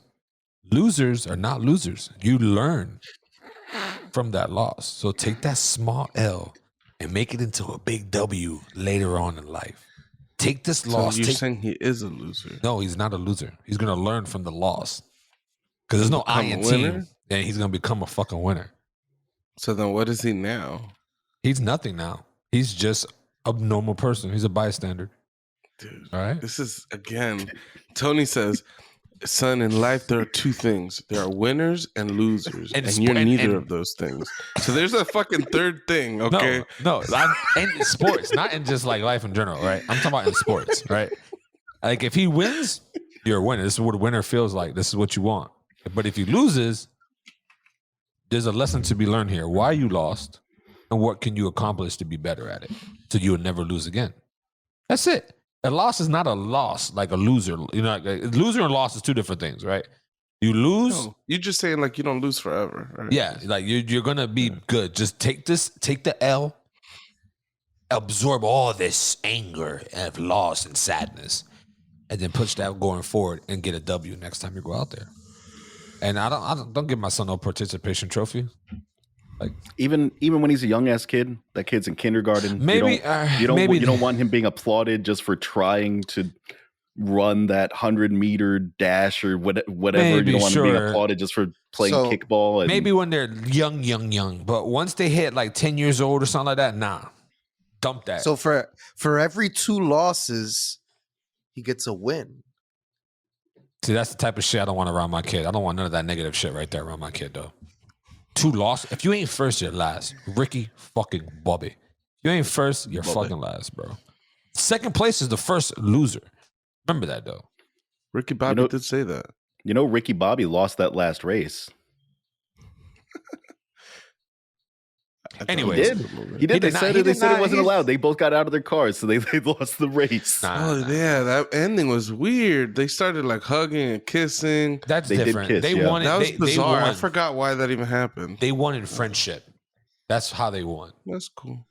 So you're saying you could find victory even in other ways? Facts. Okay. Yeah, I don't know. I think. I don't know. I don't have a totally strong opinion on it. I'd be interested in if there's like any studies about this to read into.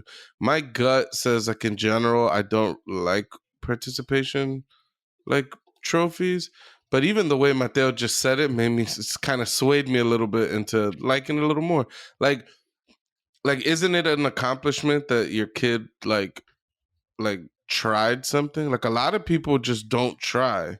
Like, isn't it kind of just an accomplishment? Not only that they tried, but they started something and they finished something like that. Even though they didn't win, like that in and of itself is an accomplishment of sorts.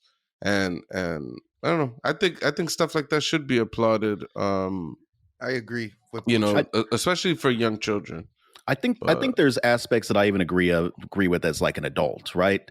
Because I'm not a runner. I'm not a natural runner. Before COVID, I trained up. I did a 5K. I was training for a 10K, and then COVID fucked that up. I didn't have a fast time when I finished that 5K, but man, I was so fucking proud of myself for finishing that 5K. And that little like the ribbon or whatever the fuck they gave me, that's basically a participation trophy. It's basically saying you just finished. It's not saying you did well in your finish, but you finished. But you wasn't going in there to be competitive, though. You was doing that to say that I want to finish it. So I was busting myself trying to keep ahead of some people who were running pretty in line with me. So I was competing, but I wasn't competing at like I knew I was going to win first place on that shit. No, of but course. that thing that was basically like a participation trophy, it still meant a lot to me. That I was like, yeah, fuck, this is proof that I've at least finished this thing. I tried, I started, and I finished this thing. That's my point. You didn't go there with the mindset that you was going to be the first person. You went with the mindset that you was going to finish and do the best you can. And and then in the middle of the whole going on, you was like, all right, let me outplay these people. That it started to become a little bit competitive for you. But yeah, your mindset's different. Like, I'm talking about if you go play a basketball one-on-one, my mindset is to beat this guy. That's it. If I feel like that, I didn't win. Do I get a trophy for that? No, you lost. Play him again and beat him. Like, you know what I mean? Like, that's, I don't know. Maybe. You think most kids like go into sports to as their goal is to win? Like a little kid starts playing like baseball and their goal is win. No, not at first. Later on. You gotta. Later on. In my opinion, it's the weight. It's that bullshit weight of the world. But the world kind of bogs you down and kind of has you. It's all these. It's this first place, last place bullshit. I'm gonna be honest. Like Pucho just made a good point, especially for little kids to like. I would never call a loser like you're a loser. Like, you know what I mean? No one does that. I'm just saying, but you should in this standards, they already feel like losers, right? Where they are the losers. So like in their brain, they did lose. But like a lot of once you start teaching a kid that, I feel like they'll be scared to even start something just because they'll be afraid of losing at it. You know what I mean? And it like it zaps like the joy, the pureness that children have that we don't have. So I've got a story. I got a story about little like I think I was like 3rd grade, 4th grade, 5th grade, somewhere in there, like elementary school, Mateo. So I used to compete in our spelling competition. It was a Universal Intergalactic League. That's the UIL thing that I was referring to. I would have failed at that. I hate spelling this. I was pretty good. I won district this one year. Damn. Won regionals. I got to the state level, and I got 4th. And you don't get an award for 4th. Nope. There's 1st, 2nd, 3rd. 4th doesn't get shit, right? But fourth best in the state is pretty fucking good, right? But it didn't feel that way because I felt like a fucking loser. And like my mom was like, there was this place. It was like Chuck E. Cheese, but better. It was like Celebration Station. And then like me and like the other girl from my school that went and competed in this thing. Her mom was like, yeah, she's like, you guys still did awesome. We're going to go to Celebration Station. I was so fucking upset that I refused to go to Celebration Station because I felt like a fucking loser. And I don't think that's the right way to have approached that. I think as a child, I just put so much pressure on myself that like, you celebrate even placing. You should celebrate even trying and getting to certain levels. Like at a certain age, I think. To me, that's my whole thing. At certain ages, right? Like Pucho made a great point. As a child, like a little kid, like even for your age, you don't need that pressure like that, right? I think for me, my kid, right, when he's doing it, I think that he's gonna go try soccer or sports or whatever, right? And if he loses at a young age, I'm gonna be like, I'm not gonna down him like that. I'm gonna be like, yo, you did good. You played your heart out. You're gonna get better, and you're gonna do better. Don't be sad, right? But once you get to a certain age, I think now it's like, all right, listen, gotta win. If you don't play good, you're gonna lose. Yeah, that's pressure on a child, right? But most of the time, he's gonna come back, and if he loses, you'd be like, yo, you're good. You took this L. Learn what the mistakes and keep it moving. You're gonna get a dub. Don't give up. Push yourself to do better. You know what I mean? As a young baby, go ahead. Are you still celebrating from that though? Like here's the thing. Like I have in mind. Let's say like March Madness, right? Yeah. Some teams got to lose first. Yeah. Some team is making there and they're the first fucking team out, right? Yeah. Let's say your son's on that team. Are you still celebrating that he made it to March Madness, or are you like, well, first team out, you got to do better next time? You guys didn't play like a team. You didn't give it 110%. Like, I'll have a talk to him. I'll be like, yo, you lost. Okay, learn from it. Come back next season to do it. That's it. Simple as that. You want to go out for drinks, and I mean, because you guys got there. That's still good. You got there, but you ain't win. More, yeah. But I think that in period. Like, you got to understand how much these things suck. Like, this shit sucks. Yo, failing a test in college fucking sucks, bro. That's because like, you're an idiot. You have Jesus. Bro, what the fuck? You're like, gonna go take a test and you didn't study enough and you failed? That's your fucking fault. Bro, that's different from sports. You could study for tests, even high school, college, wherever, and you could still fail. That means you didn't study enough. Or you have a disability where you question yourself so much, and when you answer questions, you go blank. Those are things. What they're putting themselves through is actually very hard, right? Could be one of the angles. No, what they're I think doing if you're is actually very hard. If you're gonna go take a test, you study for the test as best as you can. And if you fail, either A, you didn't know what you were studying, like you didn't comprehend what you were studying, or you just didn't really try. Or third option, that's it, no more after this. You have a memory blank. Like me growing up, I used to question my questions. Like I would take a test and I'll have the right answer already picked, but in my head I'll start second guessing myself. And that was an issue. We question your questions all the time on this podcast. Right, well, you know what I mean? So it's just like once you got over that, I was answering questions and I answered it right. I just stopped second guessing myself. But it's just like, those are the three options that could happen. Either you studied and you failed, or you didn't study and you failed, or you're going blank from second guessing yourself. Like that's it. When it comes to sports, it's different though. Test wise, I don't know. Pucho, you tell me. You took tests in fucking college. Like, did you fail any of your tests because of lack of study or anything? I mean, I failed tests for lack of study. I failed tests after I studied my ass off. So I mean, I don't know. Sometimes shit is just hard. Sometimes it's difficult. I mean, sorry, though you answered it right. I didn't study enough, right? But that's such a loaded term. Like, what is enough? Enough is so loaded. Like, I've had days where I studied like 20 hours straight, like trying to figure some bullshit out, and then you get to the test, your brain is so fried, you're tired, and there's so many other factors, and then you don't do as well. And it's like, is it because I didn't study enough? It's like, well, fuck, I studied 20 hours straight. It's like, well, really? It's like, yeah, you should have been studying for weeks for this test. And not just for this test, you should have just knew the material, right? Like, and it's like, well, damn. Like, I don't know.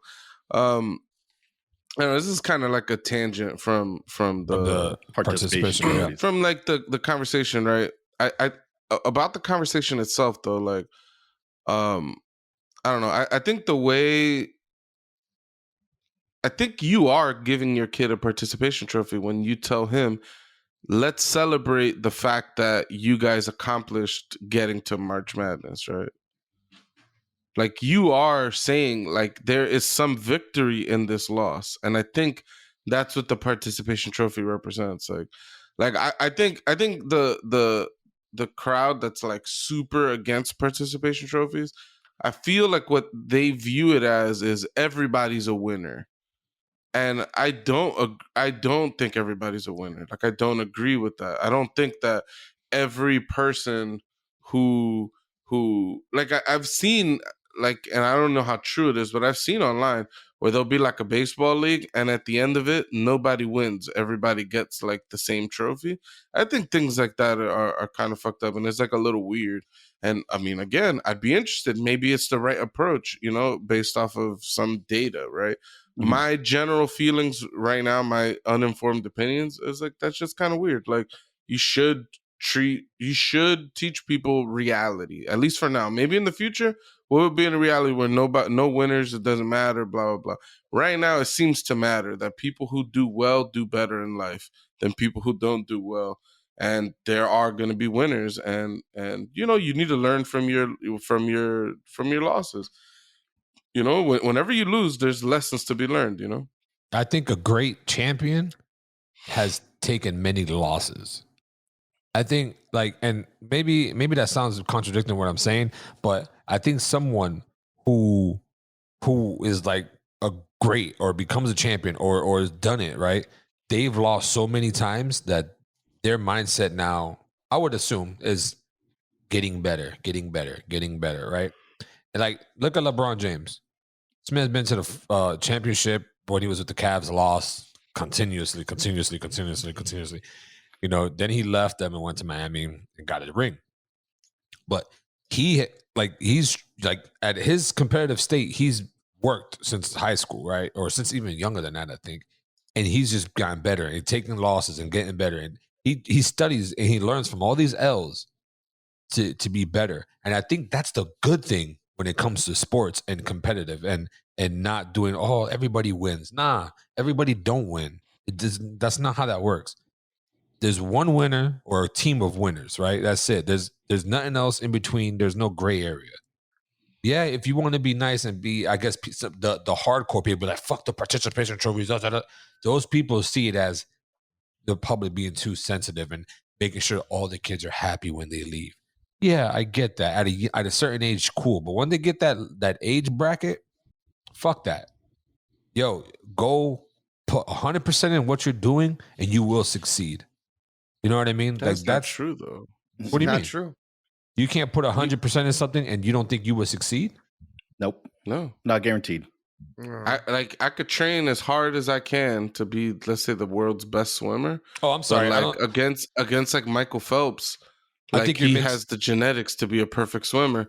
It's like that's like a person you're just never really gonna beat. Like, I'm not gonna beat Mayweather in a boxing match, even though that man can't read good, no matter how hard I train. No, let me fix that. What I mean by putting 100% in, it's more like an internal thing, right? Like I put 100% of something that I'm 100% playing to my best abilities. If I lose, I lose, but I know I put everything on the line and I was doing my best. Like, yeah. You're saying is that you're a winner even though you lost.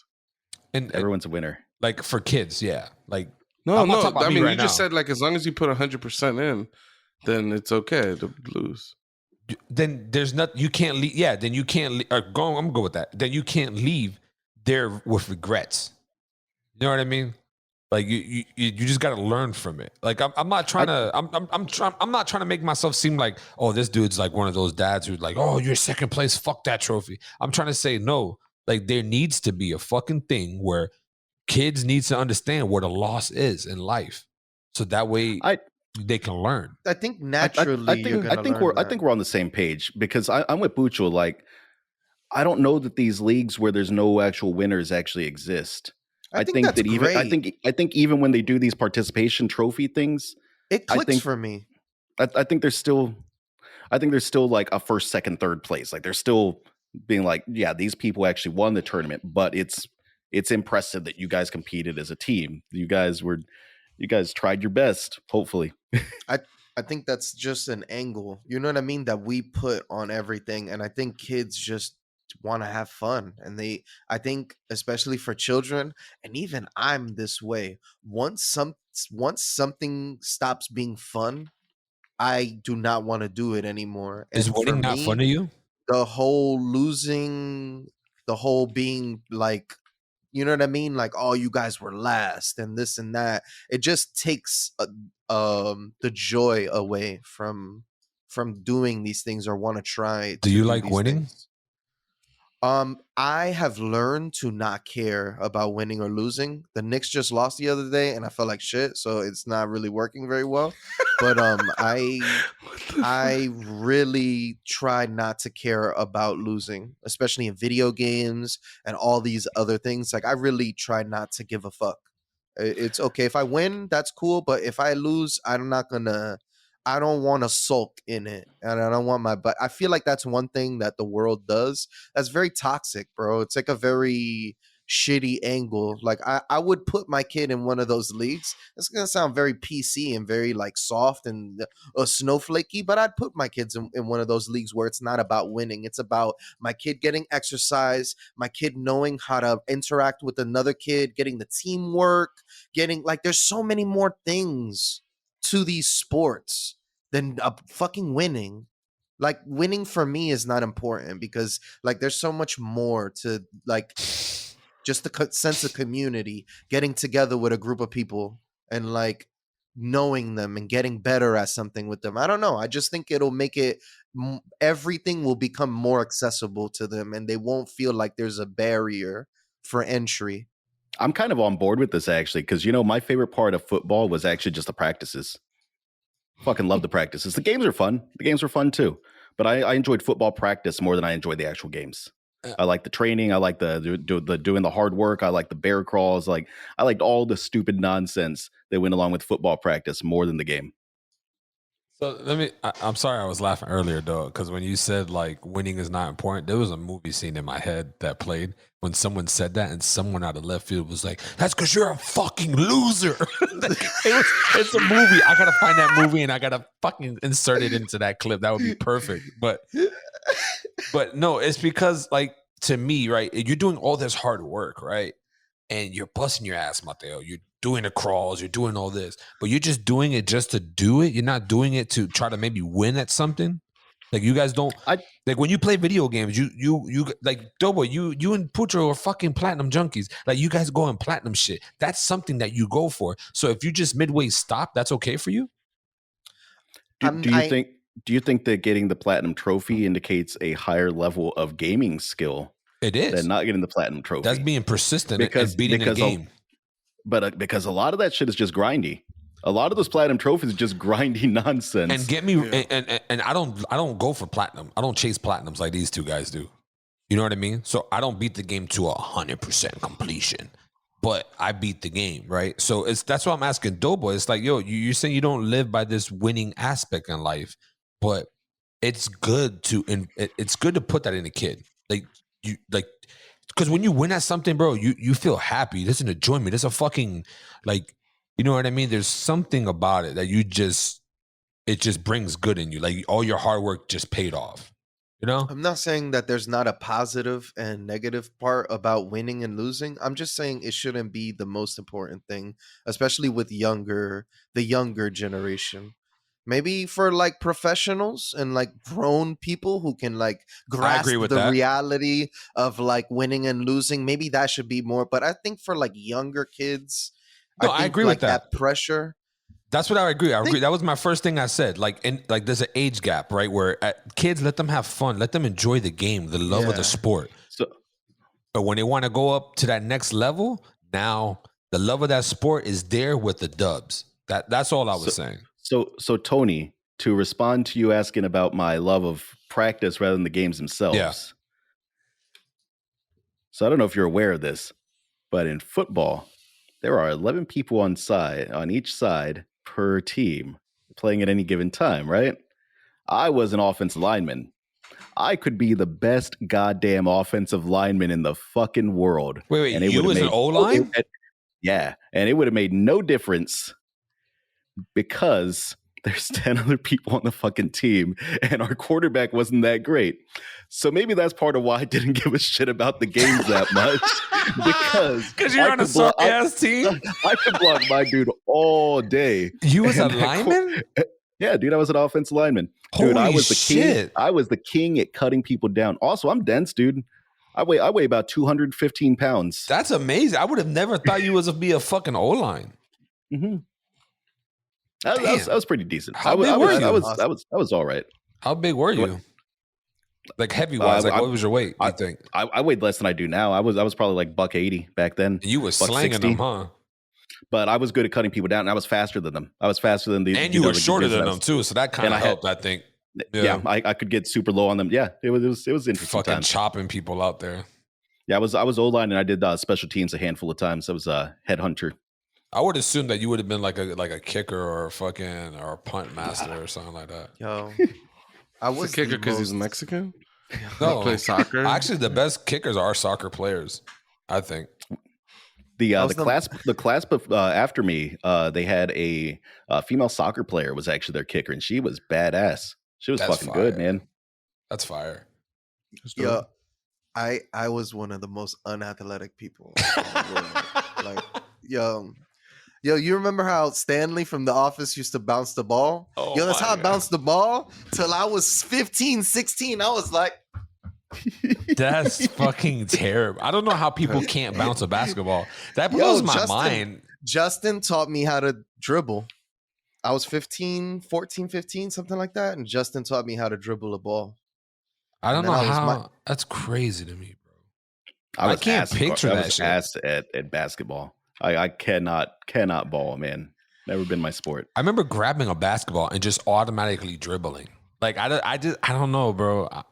That's crazy to me. Like, I'm not trying to say people are retarded or anything like that. Don't get me wrong. I just can't.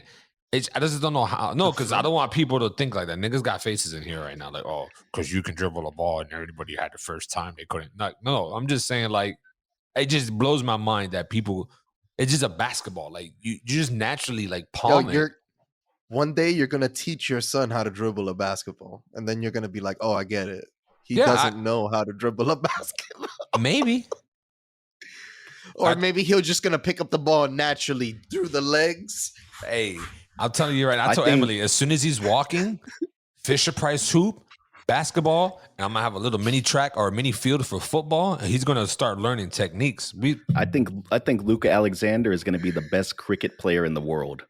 You know what? Fuck it. If he wants to play cricket, he's going to be the goddamn LeBron James of fucking cricket or the Michael Jordan of cricket. What about lacrosse? Lacrosse, any sport that he wants to play, he's going to be the best at. Fuck it. I don't even watch baseball, but if he gets in baseball, I'll start watching baseball. I think you've got to be named Chad to play lacrosse. Chad. I don't know, man. I think sports are good for kids and just in general, right? Like there's lessons learned, there's cooperation, there's teamwork, there's a lot of bonding, chemistry, like a lot of that type of stuff. And even in sports, like I grew up, like I also played offensive line and defense in high school as well. You know, you just learn a lot. And like I boxed, like I did boxing when I was you know, like 12 to like 16, you know, years old or so, and I competed and stuff like that. And even in those sports, like there's still like a team aspect. Like you're training with people in the gym, you guys spar each other, you guys are trying to be better than each other in the gym, but you guys are also trying to help each other. Like there's a lot of that stuff where you got to like overcome stuff. I feel like a lot of those lessons are good. I personally have no intentions of making sports an important part of my children's lives. Like the whole like getting a hoop and doing this as soon as they're yay tall or whatever. Like I don't know, man. I feel like sports, I don't know, man. I don't really know any successful athletes I grew up with. Like that shit is a hard life, and I think there's better investments. Did you know Looney? Yeah, I guess that's one. Yeah, for sure. Yep. Yeah. And I guess it depends how you determine successful. A lot of my friends in high school got through college off of their athletics. Also, what's the Haitian kid? Tall. He plays for China. He played for China for a long time. Why is his name slipping me? You know who I'm talking about. Sounds like you don't really know him. We went to, man. Sounds like someone you went to school with. I guess I'm saying like I don't know, like everybody wants their kid or whatever to be in like a professional, right? And it's just like the likelihood of that is like incredibly low. And even going to school off of athletics, it's like a lot of people get scholarships and stuff like that, but it'd be very toxic. Like they need to keep competing at that level, and then it's like if they get cut, then their school might get cut, and like there's all types of fucked up practices when it comes to like collegiate sports and stuff. And I feel like I don't know. I think all that sports stuff is good as long as you're also investing in them in other ways. You know what I mean? I grew up with way too many people that sports was the whole basket, right? All their eggs was in that basket, and it didn't work out, and life is different than they imagined. I agree with you, Pucho. Then they pull some crazy ass moves because they saw other people do it, like not taking their college seriously. But he's like, well, I'm gonna ball anyway, so I don't need a. Fuck it, I'm getting a degree in basket weaving or whatever the fuck. I agree with Pucho. Like, I'm not saying like I'm gonna buy him the hoop and that's all he's gonna do. No, he's gonna learn how to do other things. He might like playing video games with me. You know what I mean? Like, I just saying like sports wise, like it's more like in the beginning stages, building up his socialness with friends and because you know that's a key thing for kids, man. Like, building up a social environment to where they can bond with somebody, have a relationship, and build like some type of brotherhood, like I have with you guys. You know what I mean? Like we have a brotherhood. Like it's just that's something I want for him, and sports is a way to do that too, and so is other ways. It's not just sports. You know what I mean? But still, it's just like it's good for the kid. You know what I mean? Just something to drive for it. Like, and if he wants to be the best PC programmer or the best engineer or the best architect, whatever it is that he does, I want him to be the best at it. That's it. I think the drive to be the best can be problematic. I think that the goal should just be to be the best you can be. No, like yeah, this yeah, idea, this idea of like weighing yourself against other people all the time. It's a bad mindset to get into. It's why social media is bad for us. Very much so. It's also an American thing, but I don't want to like take us on another tangent. But the whole you have to be super successful, and everybody's in this mindset that they have to be way more successful than they are. And then it's just like, nah, bro, you probably gonna make $50,000-$60,000 for the rest of your lives for a long time. And you just have to kind of just settle in that mindset. But it is what it is. You know what I mean? Nobody wants. I think Tony was pretty clear earlier that he was talking about being the best that they could be. That's it. I agree with the sentiment of you should strive for being the best if that's like what being the best you means to you or whatever, right? That's cool. I just don't think that if you're not the fucking best player in the world that you're a failure. Like, you know, if you're the 10th best player in the world, it's like, dude, you're better than everybody else on planet Earth. Shout out to those NBA practice league players, because y'all are still really damn amazing. Just not quite good enough to make the show. Still important though, right? It's like the journeyman for boxers, right? Isn't it like a journeyman for boxers? Yeah. Yep.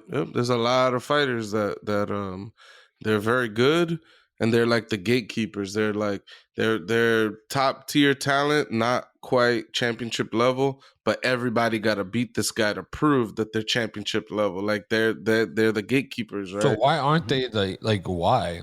Because they don't beat those guys. That's why they beat everybody else. They just don't beat the guys that become champions. That's why. Like they're like those gatekeepers, and occasionally, boom, you get someone like what is the African guy, some Johnson, like he knocked out Roy Jones Jr.